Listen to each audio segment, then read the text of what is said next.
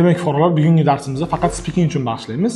Ingliz tilini ikki xil maqsadda o'rganayotgan fuqarolar bor. Birinchisi akademik tarzda ingliz tilidan sertifikat olish uchun, multi level yoki IELTS imtihon topshirish uchun. Ikkinchisi shunchaki hobby yoki bo'lmasa immigratsiya qilish uchun o'rganayotganlar bor.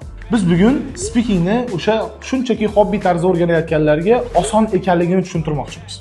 Bilamiz, ingliz tilida har xil qoidalar bor, lekin ingliz tilini hobby sifatida o'rganayotganlar uchun bu qoidalarni ba'zilarini cheklashimiz kerak. Va ularga ikkinchi maslahat, xuddi o'zingiz kabilar bilan o'rganishingiz kerak. Ya'ni IELTS uchun imtihon topshirayotgan odam bilan siz birga o'qimasligingiz kerak. Chunki imtihon topshirmoqchi bo'lgan odam har bitta detallarini to'liq o'rganishi kerak imtihonda. Ingliz tilini har bitta detallari bilan davom ettirish kerak. Lekin siz ingliz tilidagi qoidalarni cheklab o'tsangiz bo'ladi speakingda. Nimaga bunaqa deyapman?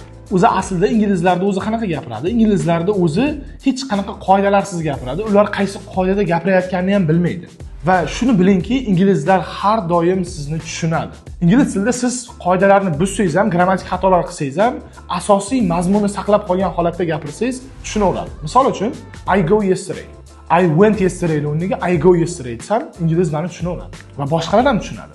I go tomorrow desam, qoidani buzyapman, grammatik qoidaga zid harakat qilyapman, lekin ular meni tushunaveradi. O'zim birinchi marta Yevropaga chiqqanimda ingliz tilini barcha qoidalarini yodlagan odam sifatida chiqqanman va avstraliyalik haqiqiy ingliz bo'lgan do'stimdan birinchi marta I drive a Chinese car yesterday degan gapni eshitganimda hayron qolgan edim. Tushunyapsizlar-a? Ya'ni inglizlarni o'zi nima qoida ishlatayotganini bilmaydi. Xuddi biz kabi, xuddi boshqalar kabi. Umuman olganda, o'sha tilni sohiblari, umuman o'sha tilni egalari hech qachon qaysi qoida ishlatayotganligini bilmaydi.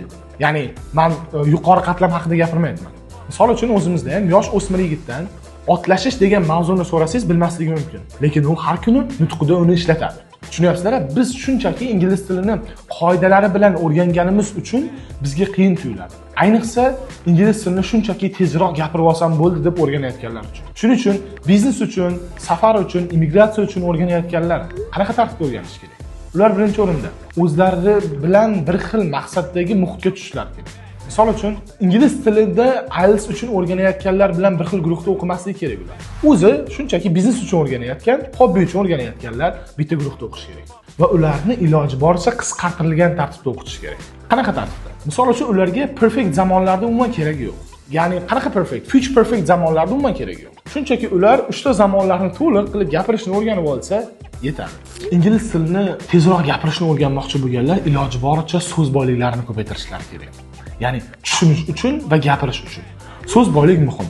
So'z boyligi agar kontekstga to'g'rilab bera olsangiz, grammatik jihatdan u qadar muhim emas. Misol uchun, sizga o'zbek tilida ko'chada turgan paytimizda bir ingliz kelib, "Men mehmonxona borish qayerda?" desa, siz tushunasiz shuni va mehmonxonasini ko'rsatib yubora olasiz. Shunday ekan, biz ham ingliz tilini dastlab o'rganayotgan paytimizda qadamma-qadam harakatlanishimiz kerak. Dastavval biz qoidalarsiz, shunchaki oson tarzda gapirishni o'rganishimiz kerak. Undan so'ng hamma qoidalarni qo'yib gapirish ham o'z navbatida bo'ladi.